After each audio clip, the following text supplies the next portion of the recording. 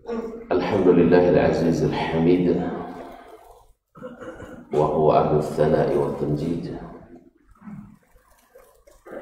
والصلاة والسلام على نبينا محمد خير العبيد وعلى آله وأصحابه الكرام الأماجيد ومن تبعهم بإحسان إلى يوم يتحقق فيه الوعد والوعيد.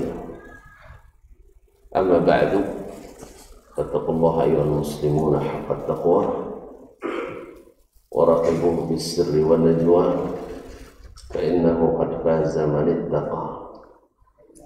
يا أيها الذين آمنوا اتقوا الله حق تقاته ولا تموتن إلا وأنتم مسلمون.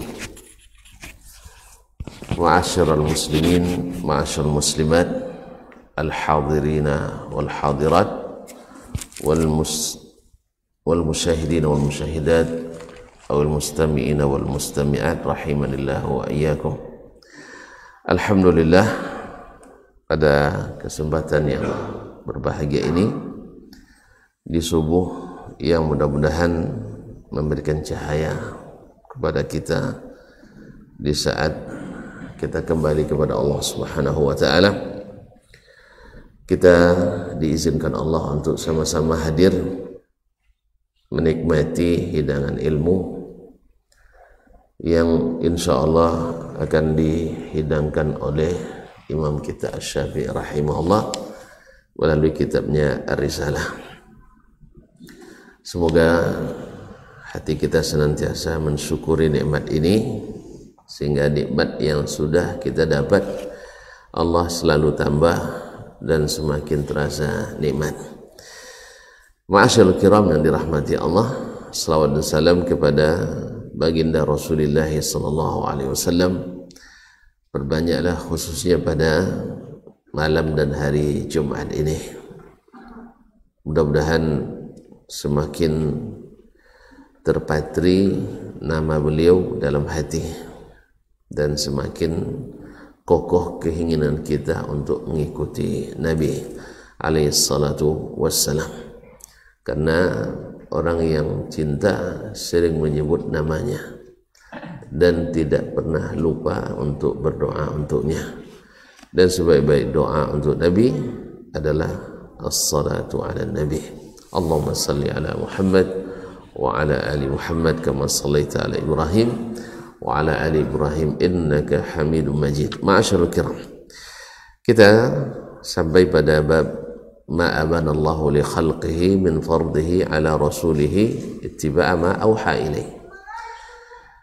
Bab tentang keterangan yang diberikan Allah kepada makhluknya, maksudnya kita ya, makhluk yang berakal, min fardihi, yaitu Allah fardukan, ala rasulihi, kepada rasulnya, ittiba'a ma auha ilaihi, yaitu mengikuti apa yang diwahyukannya kepadanya.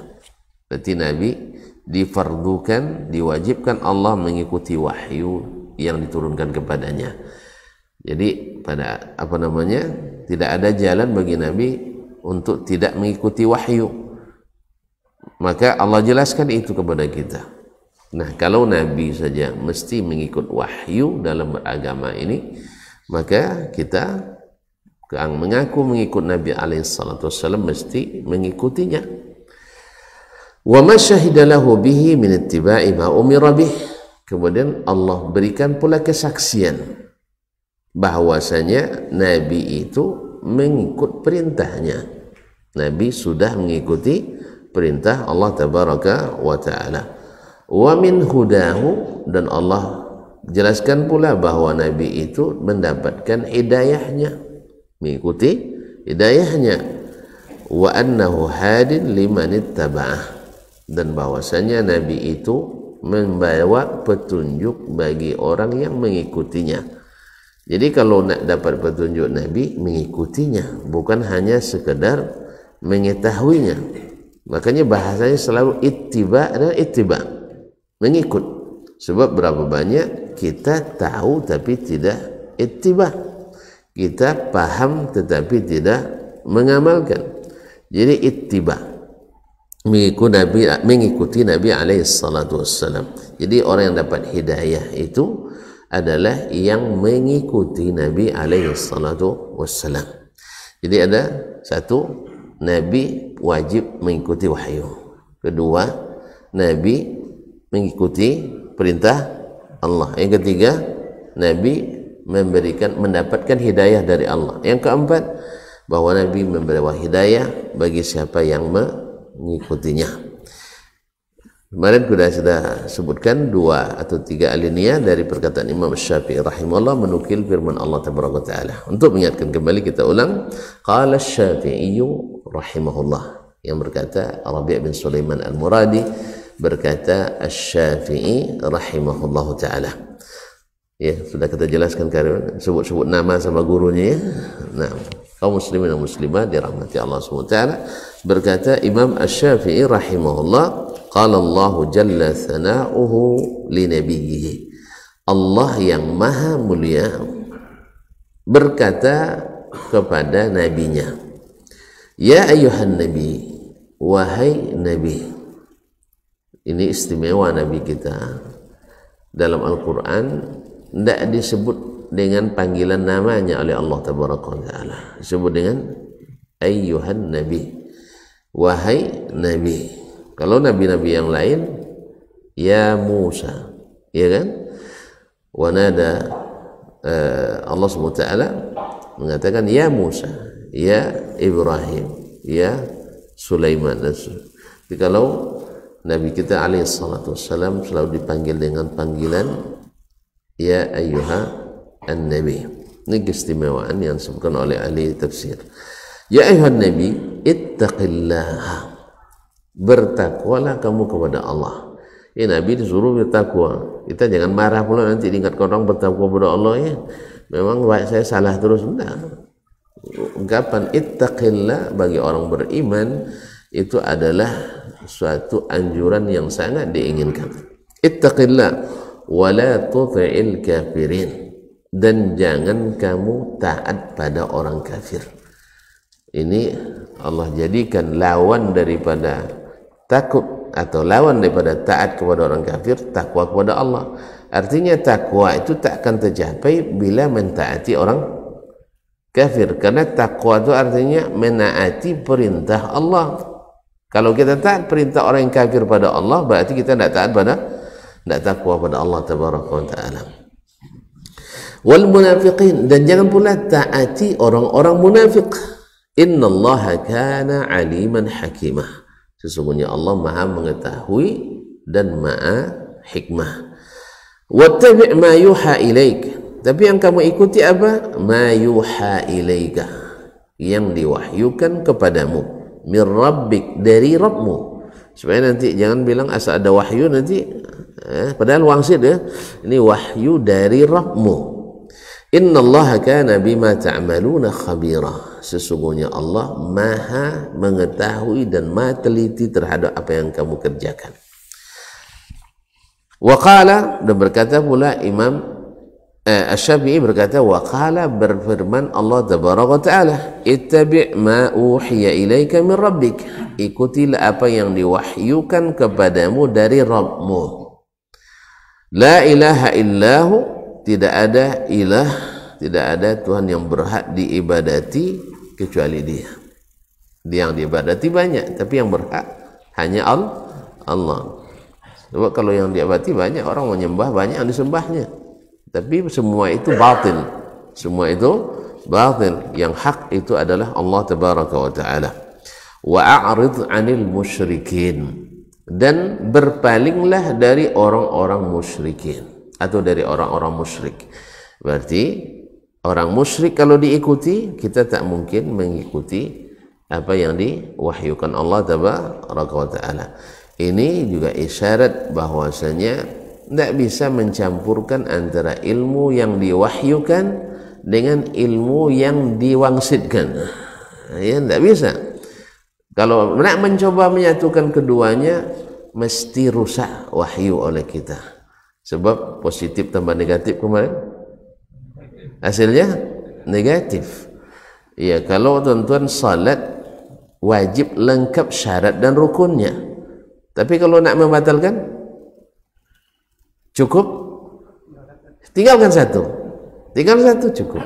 Kalau antum nak sunnah, memang harus tanggalkan bid'ah, sebab dengan satu perbuatan bid'ah sudah merusak banyak sunnah. Kata Abdullah bin Abbas, bila dihidupkan satu bid'ah rusak banyak sunnah. Bagaimana kalau bid'ahnya banyak? Makanya air bersih diteteskan satu kotoran, setetes saja, namanya air. Mana yang banyak kotorannya atau airnya? Air lebih banyak. Makanya ahlus sunnah mereka tak mau mencampur-campurkan antara sunnah dengan bid'ah, karena bid'ah itu merusak sunnah. Jelas Pak ini? Jelas? Hah? Satu aja antum buat sudah cukup untuk membuat antum keluar dari dapat label nanti.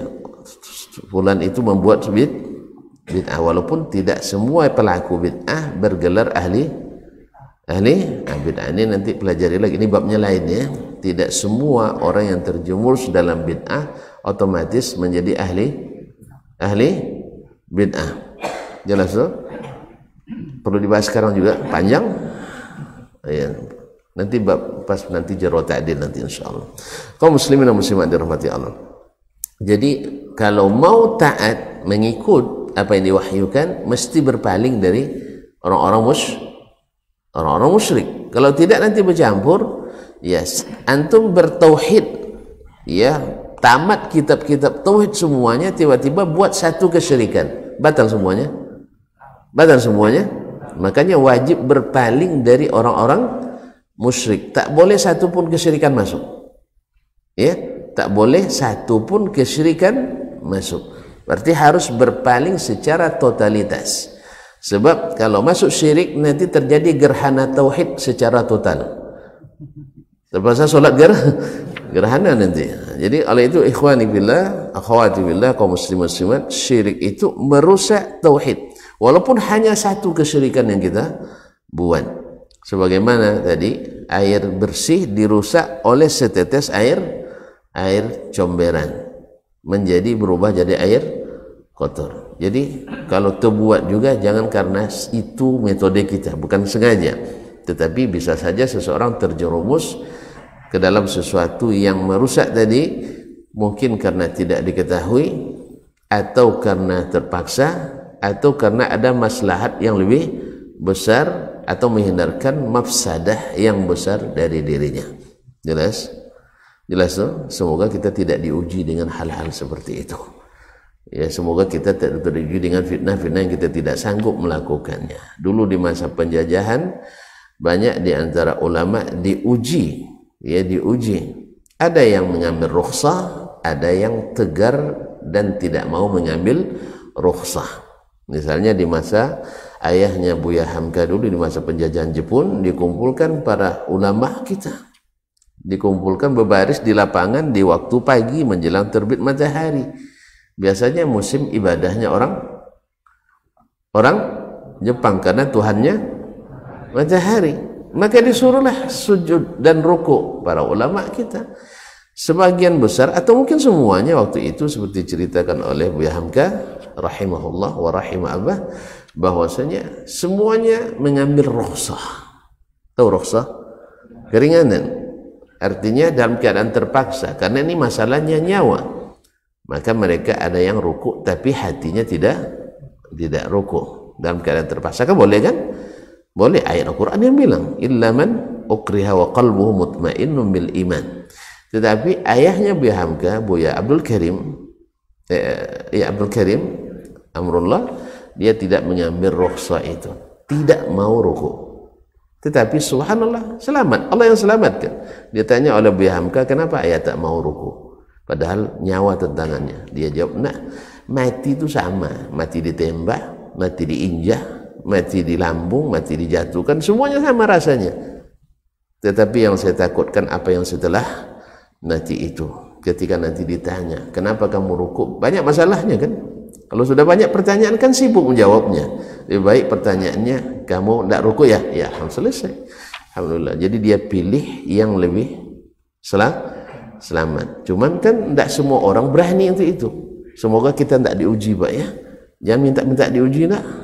Ya kalau perlu jangan diuji kita, bahaya. Ini kalau tuan-tuan tidak mengetahui kronologisnya, bisa-bisa mengutuk para ulama nanti, sebab mereka dalam keadaan terpaksa. Sama di masa fitnah khalqul Quran, ketika para ulama dipaksa oleh penguasa untuk mengatakan Al-Quran itu makhluk, banyak yang menjawab itu dan mengiyakan karena takut ini Pak, apa ini? Ya takut, karena penguasa itu waktu itu pembisiknya banyak orang liberal waktu itu. Cuman istilahnya yang beda, yaitu para pengingkar ayat-ayat Al-Quranul Karim dan pemuja akal mereka. Mereka yang sampai ke pusat-pusat pemerintahan. Nah, banyak yang tegar dan dieksekusi. Ada yang mati, dibunuh oleh para penguasa dengan cara zalim. Semoga mereka syahid. Dan ada yang disiksa seperti Imam Ahmad rahimahullah ta'ala. Dia bertahan, tidak mau. Untung dia tidak sampai dibunuh, tapi disiksa. Ya, disiksa dengan segala macam siksaan, dipaksa. Tapi beliau tegar. Semoga Allah selamatkan kita dari ujian. Nah, mungkin kita katakan ulama-ulama yang tadi bertahan, yang menjawab karena takut itu mereka keluar dari sunnah Nabi SAW. Mereka adalah para a'immah. Kita doakan semoga Allah SWT menguatkan kita dengan agama ini. Amin ya rabbal alamin. Jelas Pak ya? Itu bahasa panjang-panjang juga, jadi padahal mengulang ini Pak. Allah musta'an. Jadi berpaling dari orang musyrikin. Wa qala, kemudian berkata Allah tabaraka, "Tsumma ja'alnaka 'ala syari'atin minal amri fattabi'ha." Kemudian kami jadikan kamu di atas satu syariat, yaitu berupa perintah dari Allah tabaraka taala, fattabi'ha, maka ikutilah syariat itu. Wala tattabi' ahwa alladzina la ya'lamun. Jangan kamu ikuti hawa nafsu orang yang tidak berilmu. Ini juga Allah menafikan ilmu dari orang yang mengikuti pikiran dan hawa. Ya, yang mengikuti pikiran dan hawa tidak dianggap oleh Allah sebagai ulama. Yang ulama itu adalah yang mengetahui ilmu yang Allah turunkan. Tapi kalau dia beragama mengikuti keinginan dan pendapatnya, tidak dianggap ulama. Kalau bahasa kita ya sekarang pemikir. Pemikir itu tidak ulama, tapi ulama mesti pemikir. Oleh itu ikhwani wa akhwati billah, kaum muslimin dan muslimat dirahmati Allah, maka anak-anak didik kita kalau ingin menjadikan mereka orang hebat, didiklah dengan ilmu. Mulai Al-Quran, mulai hadis, kemudian tafsir, fikih, sirah nabawiyah, dan seterusnya. Setelah itu nanti insya Allah mereka akan lahir menjadi para pemikir. Tapi kalau antum didik dengan pendapat si anu, si ana, si fulan, si allana, dia hanya jadi pemikir dan tak akan menjadi ulama. Oleh sebab itu kalau nak membuat sebuah institusi pendidikan, maka kita harus tahu visinya apa. Menjadikan anak ini sebagai ulama yang berilmu atau menjadikan mereka sebagai para pemikir.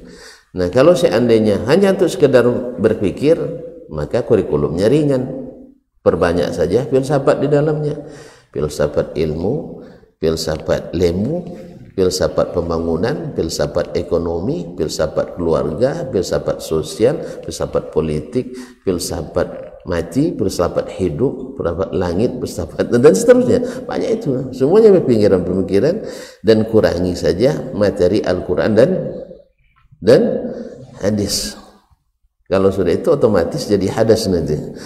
Oleh kaum muslimin. Tapi kalau seandainya tujuannya menjadikan mereka ulama, maka wajib Al-Quran materi utama. Kalau dalam kuliah namanya mata kuliah dasar umum, MKDU-nya. Dan harus ini yang dominan. Hadisnya harus setiap semester semuanya, kemudian jadi mata kuliah dasar, bukan ekstrakurikuler dan seterusnya. Kemudian jangan campurkan minyak dengan air. Minyak dengan sabun aja hampir kalah sabun kadang. Minyak dengan sabun aja harus berkali-kali sabun maju kan? Iya. Coba basuh oli Pak nanti dengan minyak, dengan sabun. Berapa kali Bapak sabun? Hah? Sering ya? Berapa kali? Sampai 7 kali kayak disamak pula ya. Baru hilang minyaknya. Jadi sabun aja yang begitu kuat, kadang-kadang harus berulang kali maju dulu baru hilang minyaknya. Apalagi air yang memang suka menyerah. Air kan suka menyerah. Dikasih warna merah jadi air merah nih. Dikasih warna biru jadi air biru. Dikasih warna garam jadi air masin. Dikasih gula air manis. Dan seterusnya. Air memang suka menyerah. Kalau minyak belum tentu. Dikasih gula jadi pahit dia kadang. Iya tak? Betul lah.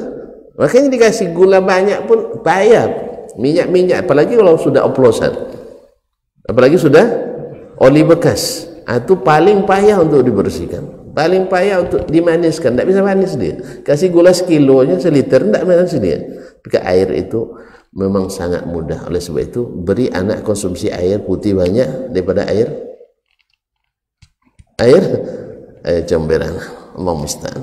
Kaum muslimin dan muslimat dirahmati Allah, jangan diisi dengan sampah-sampah pemikiran timur, barat, utara dan selatan, tapi isilah dengan wahyu Ar-Rahimir Rahman. Nah, ma'asyiral kiram ya, wala tattabi ahwa allazina la ya'lamun. Jangan kamu ikuti hawa-hawa keinginan orang yang tidak mengetahui, yang tidak berilmu. Yaitu para pemikir yang tak berdasarkan ilmu, berbahas masalah agama. Hanya dengan masalah pikirannya. Jelas? Ini masalah agama, kita bicara dalam konteks agama ini. Tapi kalau untuk masalah keduniaan, maka pikiran itulah yang dimajukan dengan tetap menjaga koridor syar'i, dibolehkan atau tidak dibolehkan. Tapi kalau ilmu tidak, ilmu harus berdasarkan wahyu yang Allah turunkan dalam agama ini. Fa'alamallahu, makanya tidak ada istilah nanti ayat dan hadis dimusyawarahkan dulu. Ya, ini ayatnya Pak, ini hadisnya kita musyawarahkan dulu, nanti hasil musyawarah yang menentukan hasil. Kalau sudah perkataan Allah dan Rasul, itu tak perlu musyawarah lagi. Yang musyawarah itu masalah ijtihad, tapi kalau sudah jelas wahyunya Al-Quran dan hadisnya, bukan musyawarah. Yang perlu adalah ittabi', ikuti apa yang diwahyukan. Ma'asyiral kiram dirahmati Allah. Makanya ketika terjadi perang Badar, sahabat kan Nabi itu misalnya mata air diletakkan di antara kita dan orang kafirin musyrikin waktu itu. Lalu sahabat bertanya, ya Rasulullah, ini posisi singgah kita ini, basis pertahanan kita ini wahyu kah atau pendapat? Ditanya dulu. Sebab kalau wahyu Allah lebih tahu. Lalu Nabi katakan, ini pendapat menurut saya. Kalau gitu ya Rasulullah, kalau hanya pendapat ada yang lebih bagus. Apa itu? Kita letakkan mata air ini di belakang kita sehingga menjadi milik kita, sehingga orang musyrikin tak mendapatkan akses untuk minum mata air Badar. Akhirnya Nabi menerima itu. Maka ditanya dulu sahabat, ini wahyu atau pendapat? Kalau pendapat, nih baru musyawarah. Tapi kalau wahyu, sami'na wa ata'na. Ini enggak, kalau pendapat oke semua, tapi kalau wahyu musyawarah dulu. Ini yang aneh nih agama kita nih kaum muslimin dan muslimat. Ramai terjadi kejadian seperti ini. Yaitu kalau wahyu dirapatkan dulu, musyawarah dulu. Subhanallah, kalau musyawarah pasti hasilnya kalau sudah Ustaz kami musyawarah dulu ya Ustaz, soal jadwalnya nanti. Itu tidak usah dipikirkan lagi yang seperti itu. Kalau sudah masih musyawarah, insya Allah tak jadi. Itu udah pengalaman tuh. Udah pengalaman tuh kalau musyawarah katanya tidak jadi itu. Sebab apa? Yang lahir nanti adalah pendapat-pendapat. Dan pendapat ini kadang-kadang tak jarang berkaitan dengan tak jarang menurut saya. Bukan selamanya, tapi tak tak jarang. Allah musta'an. Kaum muslimin dan muslimat dirahmati Allah Subhanahu wa taala, wala tattabi' ahwa alladzina la ya'lamun, jangan ikuti hawa orang-orang yang tidak berilmu. Fa'alama Allahu rasulahu mannahu alaihi bima sabaqa fi ilmihi min ismatihi iyyahu min khalqih. Ini bahasa Imam Syafi'i ini memang tinggi kaum muslimin, benar. Nah, maka Allah memberitahukan rasulahu kepada rasulnya apa? Mannahu, karunianya, alaihi, yang diberikan kepadanya. Jadi Allah sendiri yang mengingatkan Nabi bahwa Allah memberikan nikmat dan karunia kepadanya bima sabaqa fi ilmihi, dengan dasar ilmu yang sudah dari dulu Allah mengetahuinya, min ismatihi, berupa perlindungan yang Allah berikan, isma, maksum, dijaga oleh Allah SWT, iyyahu min khalqihi, penjagaan Allah terhadap nabinya dari gangguan makhluk-makhluknya. Seperti ini sudah kita sebutkan kemarin sebelum ayat ini turun, wallahu ya'simuka minan nas, Nabi dijaga oleh para sahabat secara bergantian, ada shiftnya, khususnya di waktu malam, karena takut diserang oleh orang-orang musyrikin. Ya, mereka itu tak ada yang menjaga perjanjian seperti Yahudi sekarang. Ketika dah mulai nak kalah, dia angkat bendera putih, sehari setelahnya dilanggar lagi. Ya, namanya anak-anak baru ini kan, astagfirullah, akramakumullah, mereka ini tak pernah menepati janji. Sudah puluhan, ratusan resolusi PBB, tak bisa menundukkan mereka. Karena memang jangankan PBB, rasul-rasul saja pada dibunuh oleh mereka. Rasul-rasul Allah saja banyak yang dilanggar oleh mereka. Mereka berjanji dengan Nabi di Madinah, akhirnya mereka langgar. Bukan satu kali, berkali-kali. Akhirnya mereka terusir. Ya, terusir. Makanya mereka sendiri zaman Nabi Musa terusir 40 tahun lamanya karena tidak menepati janji yang sudah disebutkan. Jadi ikhwan muslimin dan muslimat dirahmati Allah SWT, maka Allah berikan jaminan kepada Nabi sallallahu alaihi wasallam bahwa Allah akan menjaganya dari makhluk-makhluknya. Berkata Allah, faqal ya ayyuhar rasul balligh ma unzila ilaik. Wahai Rasul, sampaikan apa yang diturunkan kepadamu. Ini perlu amanah nih kaum muslimin dan muslimat dirahmati Allah. Ya, berapa banyak klaim kita kadang-kadang ilmu itu ada khawasnya, ada khawasnya, ada yang disampaikan dan tidak atas klaim sendiri, bukan karena wahyu yang disampaikan oleh Nabi alaihi salatu wassalam. Wahai para rasul, wahai rasul, yakni Muhammad sallallahu alaihi wasallam, balligh ma unzila ilaik, sampaikan apa yang diturunkan kepadamu, mir rabbik, masih disebut mir rabbik, dari Rabbmu. Jelas ya? Jadi memang disampaikan Allah dari Rabbnya. Ini diulang-ulang oleh Allah SWT, bukan hanya sekedar menyampaikan. Makanya tablik kita, tablik akbar, tablik asghar, apa namanya, yang disampaikan itu wahyu yang dari Allah, bukan yang dari kita. Maka dakwah itu mesti yang disampaikan yang dari Allah dan Rasulnya sallallahu alaihi wasallam. Balligh ma unzila ilaika min rabbik, sampaikan apa yang diturunkan kepadamu dari Rabbmu. Wa illam taf'al, kalau kau tak lakukan, ada yang kau sembunyikan, fama ballaghta risalatah, berarti tidak engkau sampaikan risalahnya, risalah Allah. Wallahu ya'simuka minan nas, jangan takut, Allah yang akan menjagamu dari gangguan manusia. Kemudian beliau melanjutkan, ini kita berhenti sampai di sini kemarin ya. Jadi Nabi jangan takut, Nabi sampaikan saja, Allah yang akan menjagamu. Dan apa yang disampaikan mir rabbik, dari Rabbmu. Jadi dakwah itu datang disampaikan oleh Nabi yang diperintahkan oleh Allah tabaraka wa taala. Wa illam taf'al, kalau kau tak lakukan, sama dengan tidak menyampaikan dakwah. Jadi ada satu masalah saja, satu wahyu yang tak disampaikan oleh Nabi, berarti Nabi batal risalahnya. Makanya Nabi alaihi salatu wassalam bersifat tabligh yaitu menyampaikan semua yang Allah perintahkan kepadanya untuk disampaikan. Wa syahida lahu jalla thana'uhu. Kalau tadi di awal Allah berikan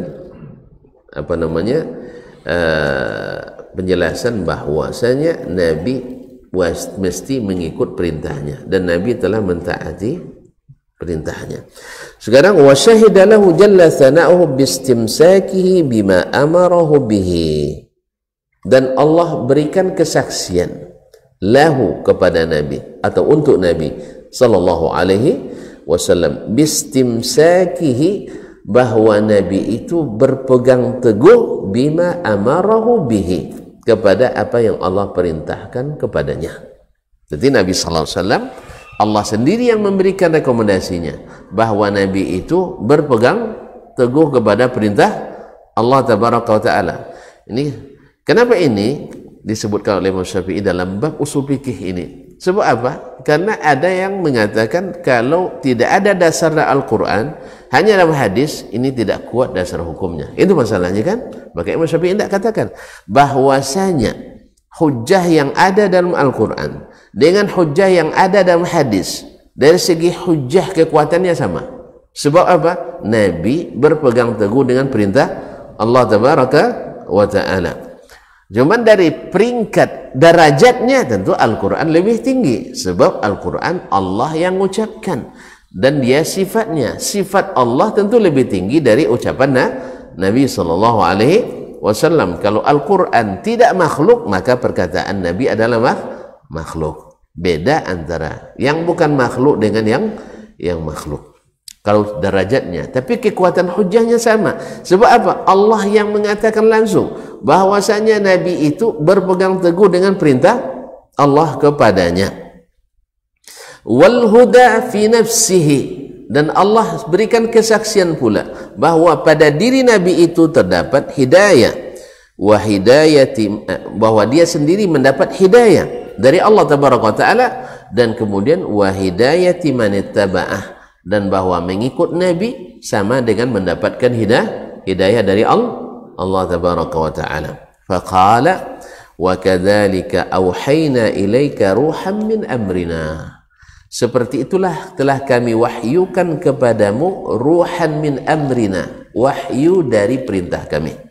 Jadi ruh itu sebutan lain dari wahyu. Wahyu itu banyak sebutannya, diantaranya adalah ar-ruh, disebut dengan ar-ruh, yaitu ruh karena dia membawa kehidupan. Karena ruh itu membawa kehidupan. Al-Quran menghidupkan kembali jiwa-jiwa yang mati, ya, yang telah jauh dari Rabbnya, dihidupkan dengan Al-Quran. Istajibu lillahi wa rasuli idza da'akum lima yuhyikum. Kabulkanlah seruan Allah dan seruan Nabi sallallahu alaihi wasallam ketika menyerumu kepada sesuatu yang menghidupkan kamu. Nah, ma kunta tadri mal kitab wal iman. Nah, Allah nafikan dari Nabi SAW sebelum Al-Quran, sebelum dapat wahyu, kamu Muhammad tidak tahu apa itu Alkitab dan apa itu al-iman. Nabi SAW tanpa ilmu dari Allah, tidak tahu dia apa Alkitab. Ini juga menjadi bukti bahwa Nabi tidak mengarang Al-Quran seperti klaim orang-orang yang tidak beriman kepadanya, dan diikuti oleh kaum munafikin pula, bahwa Nabi SAW tidak mengarang sendiri Al-Quran karena tanpa wahyu dia nggak tahu Alkitab, nggak tahu. Dan beliau kan ummi kan, tidak pandai menulis dan tidak pandai membaca. Berarti tidak pandai tulis baca, bisa saja berilmu. Makanya Nabi SAW pandai nulis, enggak. Pandai baca, enggak. Tapi ada kita yang lebih alim dari Nabi? Hah? Coba tunjuk tangan. Enggak ada.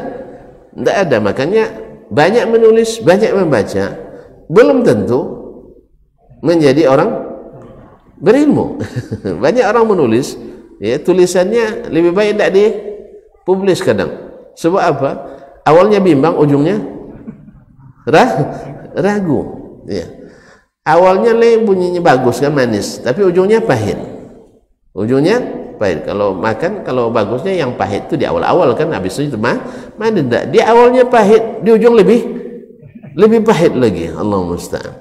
Makanya seperti kata Syekh Sufyan Al-Hakami, wa kam min kitabin haqquhu an yutlafa. Berapa banyak kitab yang seharusnya lebih baik tidak usah dibaca. Ya, karena sering banyak kitab kita baca, tadilah di awalnya bimbang, di ujungnya ragu. Lebih baik baca kitabullah di awalnya yakin, di ujungnya tanpa bertakwa. Jadi pelindung kita. Oleh itu kaum muslimin dan muslimat dirahmati Allah SWT, Nabi tak pandai tulis baca tetapi lebih hebat. Maka juga tidak bisa dijadikan patokan orang hebat itu hanya karena banyak menulis, tidak. Sebab ada orang menulis tapi novel aja isinya kan ceritanya.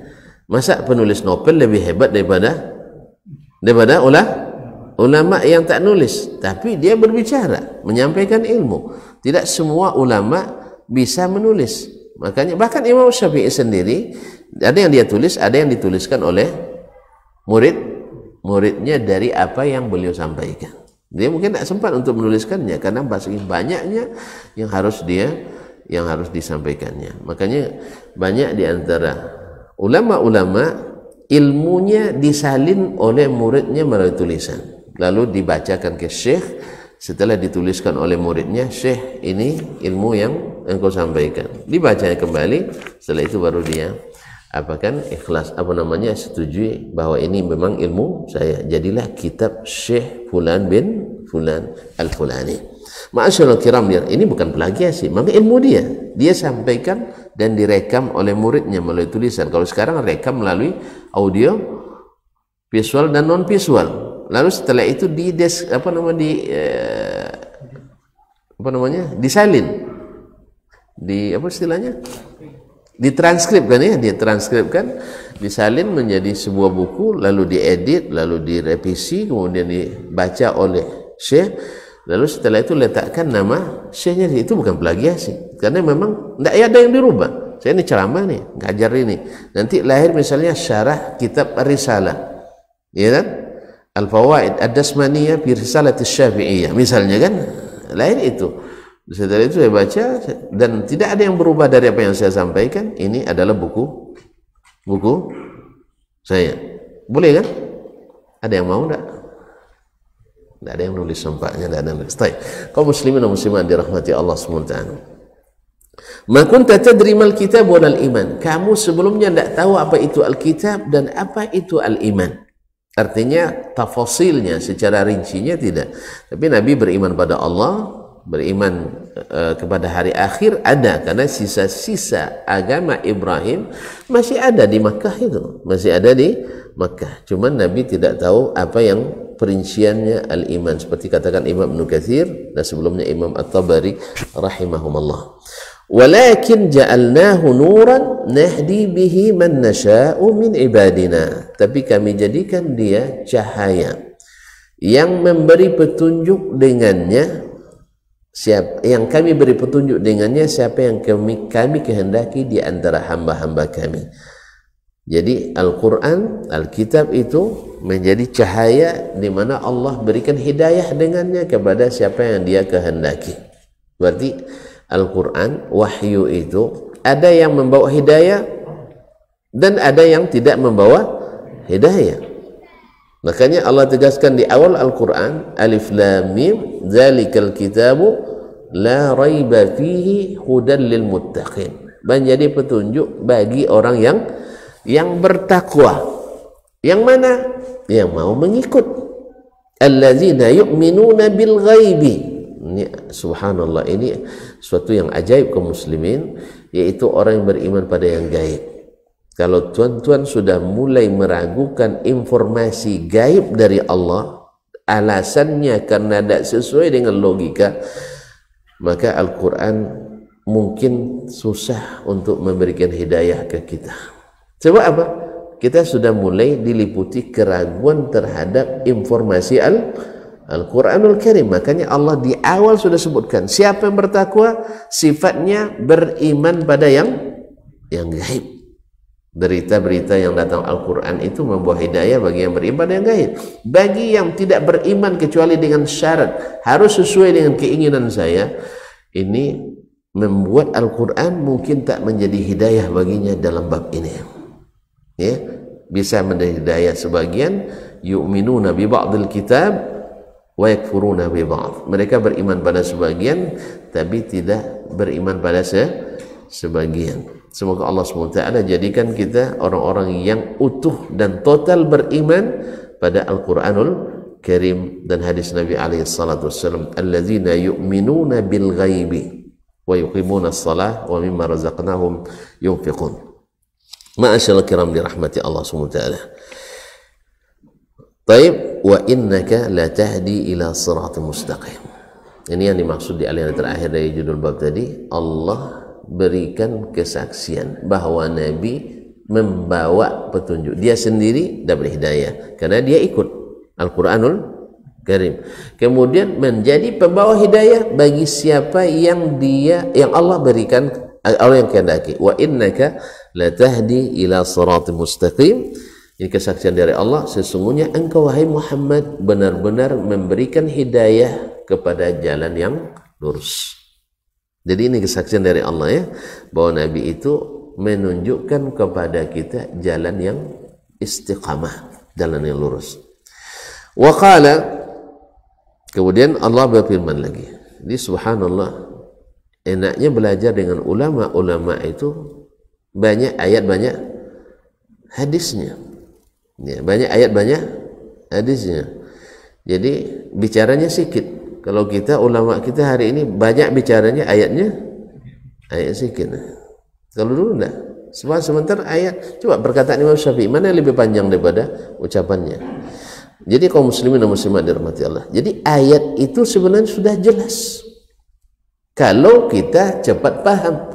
Di saat kita lambat paham, maka ayat menjadi tidak jelas.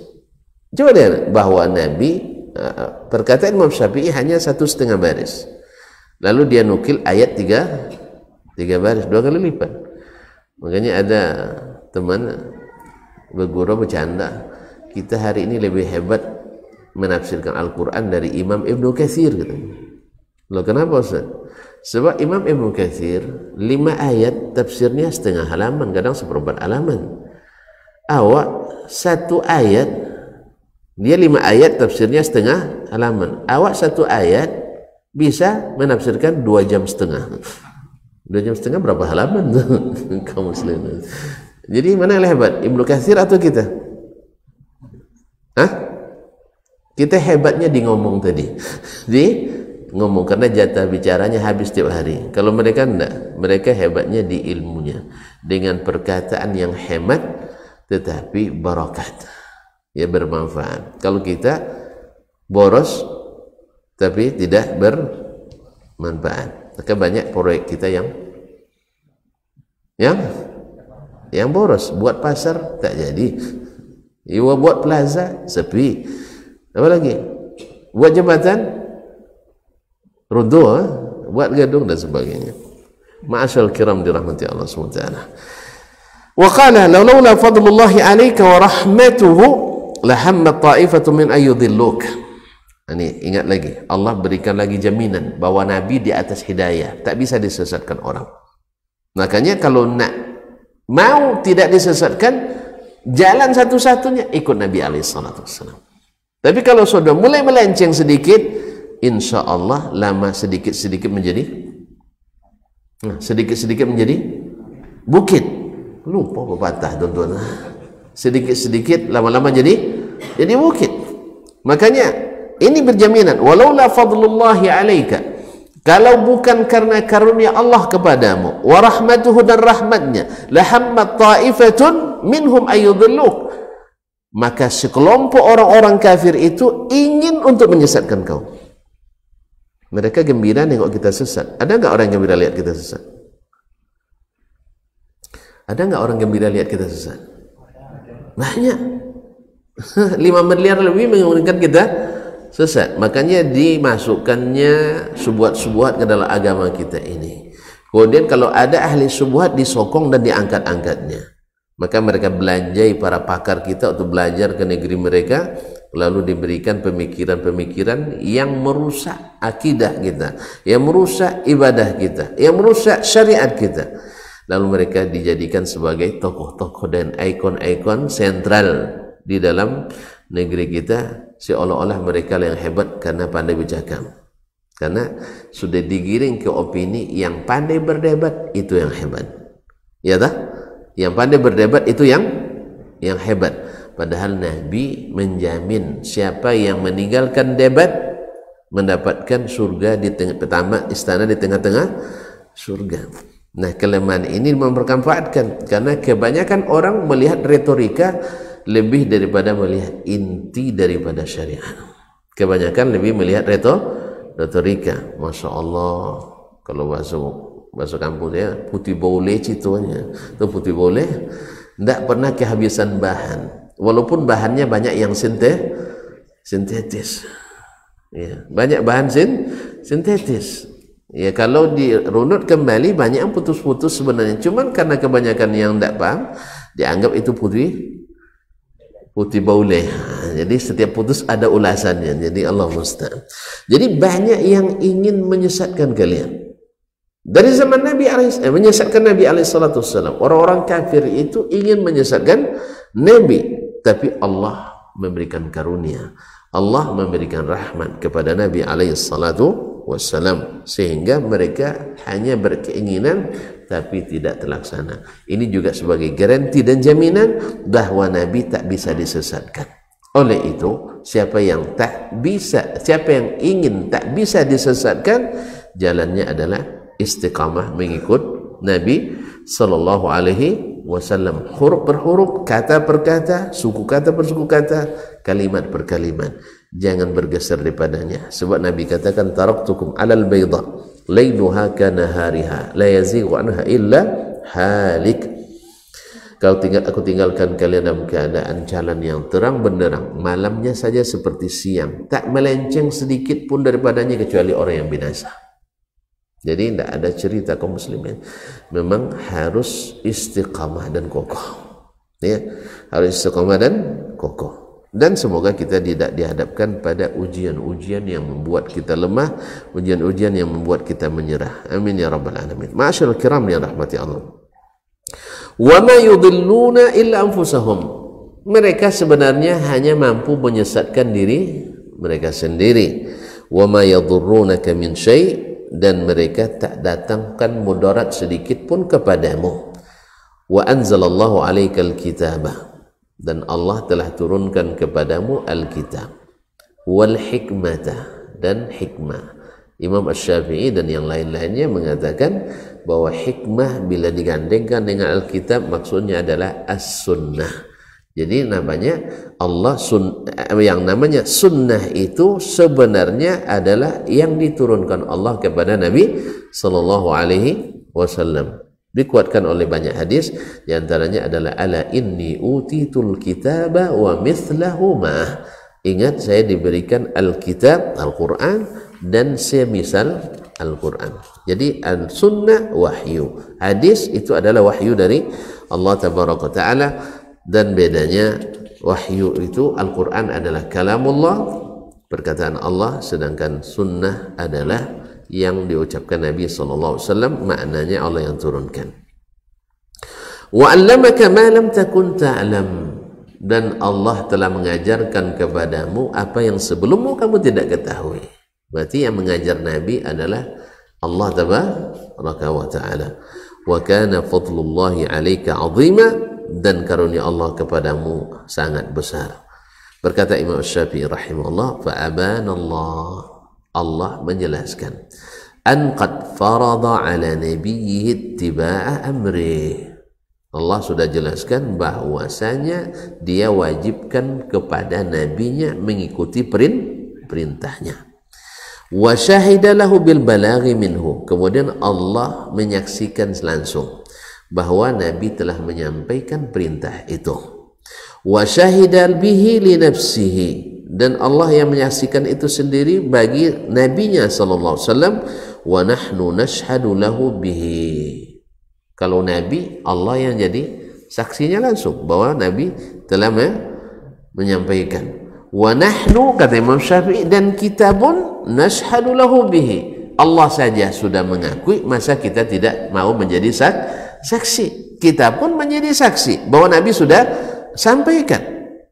Taqarruban ilallah bil imani bihi, dalam rangka mendekatkan diri kepada Allah dengan beriman kepada Nabi alaihi salatu wassalam, wa tawassulan ilaihi bi tasdiqi kalimatih, dan bertawassul kepadanya dengan beriman membenarkan kalimat-kalimat yang Allah turunkan kepada Nabi sallallahu alaihi wasallam. Ma'asyiral kiram yang dirahmati Allah Subhanahu wa ta'ala. Jadi Allah yang menjelaskan langsung bahwasanya Nabi mengikuti perintahnya.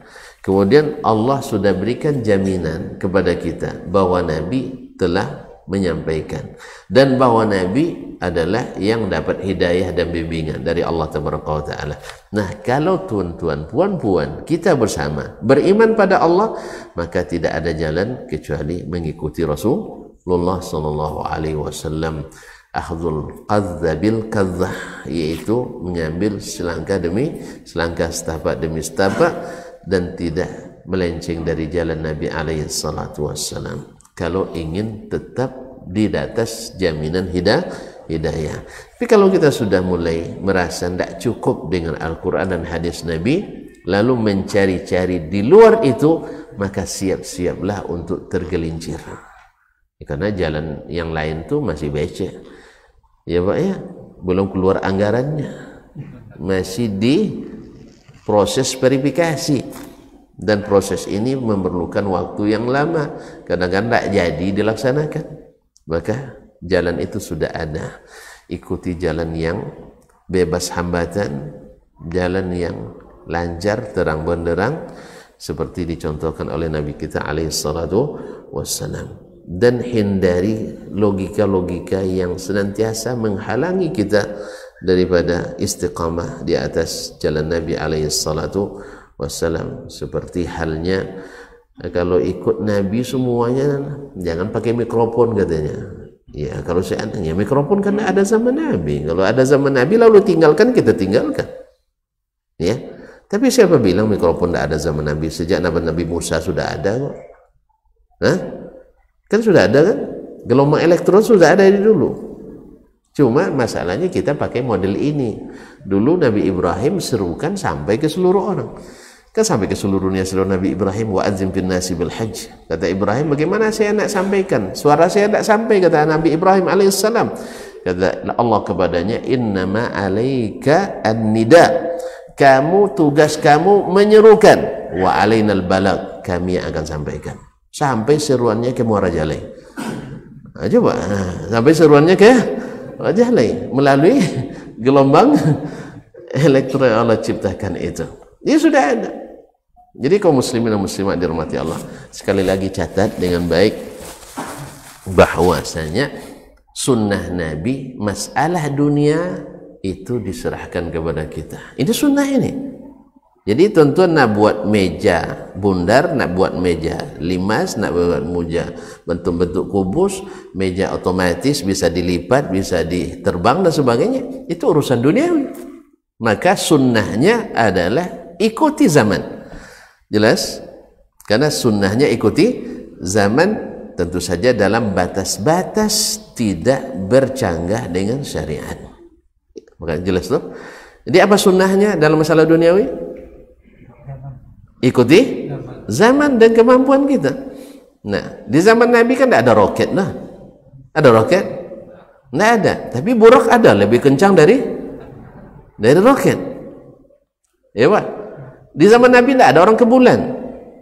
Tapi ada orang yang sampai ke Sidratul Muntaha. Mana lebih hebat? Hah? Mana hebat? Yang sampai ke Sidratul Muntaha atau yang sampai ke bulan? Sidratul Muntaha. Bulan itu berapa jaraknya? 248.000 kilometer cuma kan dari sini. Dekat kan? Kan dekat. Iya. Ya, kalau dari langit pertama ke langit kedua dalam hadis Abdullah bin Mas'ud, walaupun sanadnya agak lemah, dia itu hanya 500 tahun perjalanan, satu langit, satu tingkat. 500 tahun perjalanan. Lama sebentar sih. Antum sudah berapa lama berjalan? Ini 500 tahun perjalanan. Kalau 7 lapis 3.500 tahun perjalanan. Jauh enggak?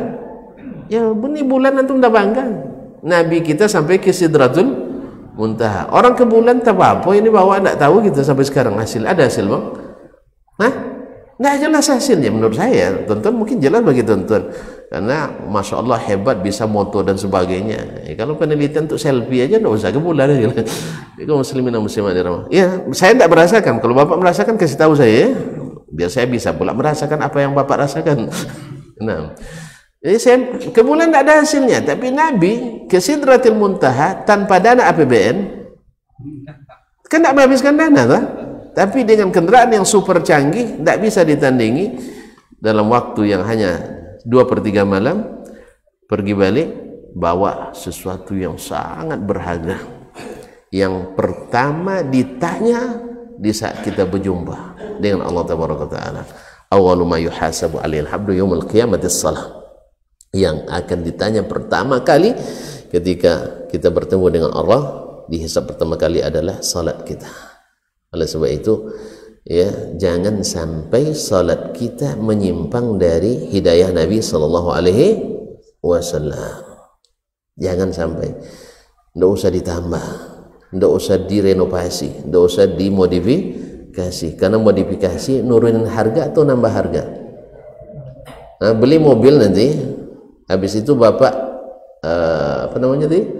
Modifikasi. Ya, dengan modal tambahan 75 juta. Turun harga naik harga, Bang? Turun apa naik harga? Turun. Pasti turun harganya. Ya, dan itu pun payah untuk jualnya. Enggak laku. Oleh sebab itu bahkan kadang-kadang dicari-cari sama Pak Polisi kan. Oleh itu kaum muslimin dan muslimat dirahmati Allah SWT, begitu saja agama ini sudah sempurna. Kalau ditambah merusak harga, dan akhirnya terjadi perdebatan yang tak berkesudahan. Oleh sebab itu maka kembalilah ke jalan yang asli, back to basic. Insya Allah kita akan kurangi perdebatan yang tak berguna ini. Tapi kalau masih tetap bertahan, ya perdebatan itu selalu ketika terjadi kesalahan kan. Iya lah.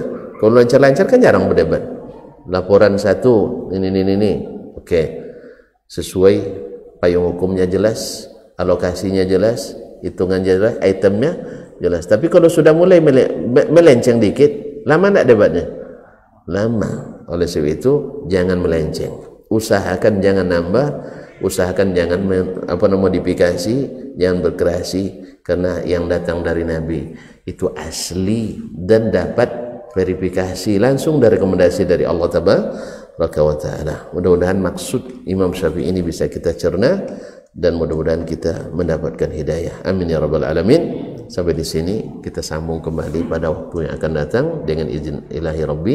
Subhanakallah bihamdik, asyhadu an la ilaha illa ant, astaghfiruka wa atubu ilaik. Wassalamualaikum warahmatullahi wabarakatuh.